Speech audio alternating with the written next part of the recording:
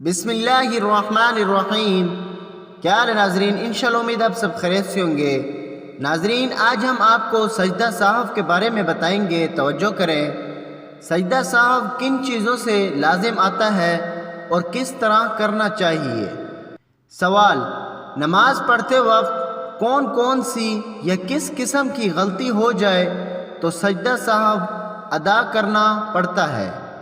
اور سجدہ سہو ادا کرنے کے لیے التحیات کے بعد سلام پھیرنا پڑتا ہے یا درود شریف اور دعا بھی پڑھ کر پھر سلام پھیرنا پڑتا ہے؟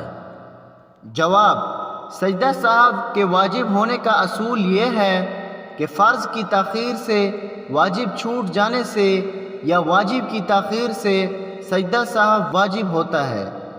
آگے اس اصول کی جزیات بے شمار ہیں۔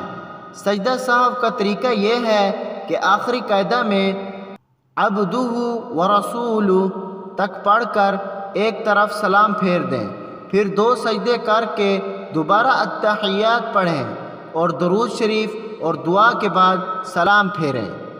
نماز میں ہونے والی غلطی کی تلافی کا طریقہ۔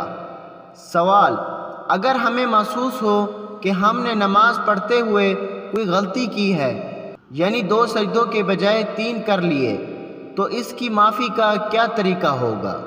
جواب: اگر غلطی سے نماز کا کوئی واجب چھوٹ جائے یا کسی فرض یا واجب کے ادا کرنے میں تاخیر ہو جائے تو ایسی غلطی کی اصلاح سجدہ سہو سے ہو جاتی ہے۔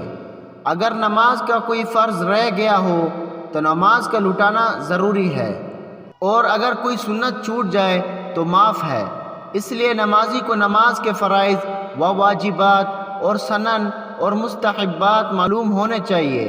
اگر غلطی سے 2 کے بجائے 3 سجدے کر لیے تو سجدہ سہو لازم آئے گا۔ سجدہ سہو کے مختلف طریقوں میں افضل طریقہ۔ سوال نمبر 1: سجدہ سہو التحیات پڑھنے کے بعد اور درود شریف سے قبل کرنا چاہیے؟ سوال نمبر 2: کیا سجدہ سہو کے بعد التحیات، درود شریف وغیرہ دوبارہ پڑھا جائے گا؟ سوال نمبر 3: شافعی حضرات عموماً سجدہ سہو کے فوراً بعد سلام پھیر دیتے ہیں، کیا یہ طریقہ ہمارے مسلک کے مطابق ہے؟ جواب: سجدہ سہو سلام سے پہلے بھی جائز ہے اور بعد میں بھی۔